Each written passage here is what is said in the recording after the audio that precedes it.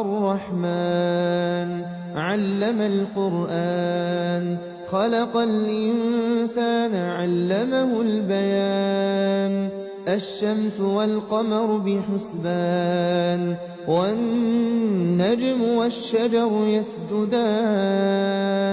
والسماء رفعها ووضع الميزان ألا تطغوا في الميزان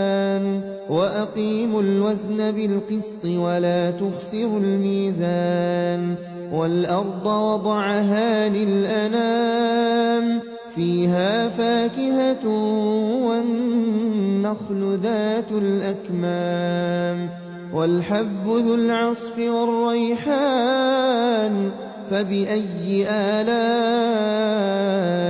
ربكما تكذبان خلق الإنسان من صلصال كالفخار وخلق الجان من مارج من نار فبأي آلاء ربكما تكذبان رب المشرقين ورب المغربين فبأي آلاء ربكما تكذبان مرج البحرين يلتقيان بينهما برزخ لا يبغيان فبأي آلاء ربكما تكذبان يخرج منهما اللؤلؤ والمرجان فبأي آلاء ربكما تكذبان وله الجوار المنشآت في البحر كالأعلام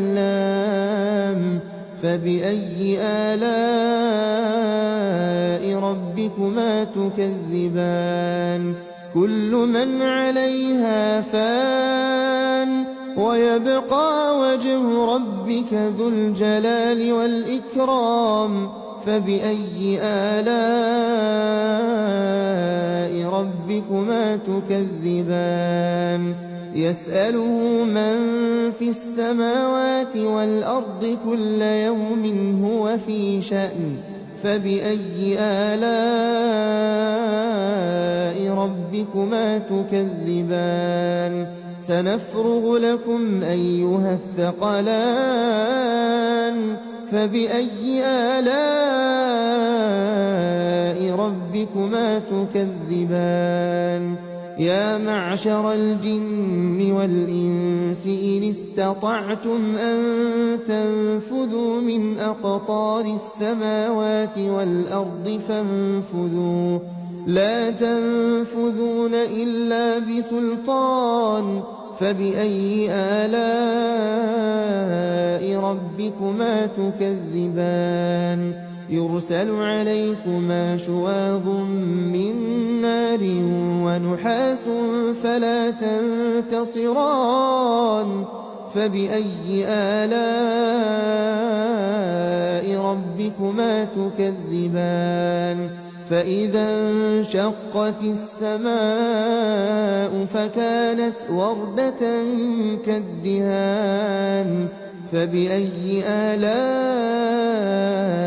ربكما تكذبان فيومئذ لا يسأل عن ذنبه إنس ولا جان فبأي آلاء ربكما تكذبان يعرف المجرمون بسيماهم فيؤخذ بالنواصي والأقدام فبأي آلاء ربكما تكذبان هذه جهنم التي يكذب بها المجرمون يطوفون بينها وبين حميم آن فبأي آلاء ربكما تكذبان ولمن خاف مقام ربه جنتان فبأي آلاء ربكما تكذبان ذواتا أفنان فبأي آلاء ربكما تكذبان فيهما عينان تجريان فبأي آلاء ربكما تكذبان فيهما من كل فاكهة زوجان فبأي آلاء ربكما تكذبان متكئين على فرش بطائنها من استبرق وجنى الجنتين دان فبأي آلاء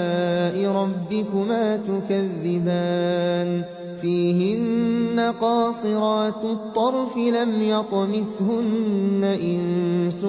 قبلهم ولا جان فبأي آلاء ربكما تكذبان كأنهن الياقوت والمرجان فبأي آلاء ربكما تكذبان هل جزاء الإحسان إلا الإحسان فبأي آلاء ربكما تكذبان ومن دونهما جنتان فبأي آلاء ربكما تكذبان مدهامتان فبأي آلاء ربكما تكذبان فيهما عينان نضاختان فبأي آلاء ربكما تكذبان فيهما فاكهة ونخل ورمان فبأي آلاء ربكما تكذبان فيهن خيرات حسان فبأي آلاء ربكما تكذبان حور مقصورات في الخيام فبأي آلاء ربكما تكذبان لم يطمثهن إنس قبلهم ولا جان فبأي آلاء ربكما تكذبان متكئين على رفرف خضر وعبقري حسان فبأي آلاء ربكما تكذبان تبارك اسم ربك ذي الجلال والإكرام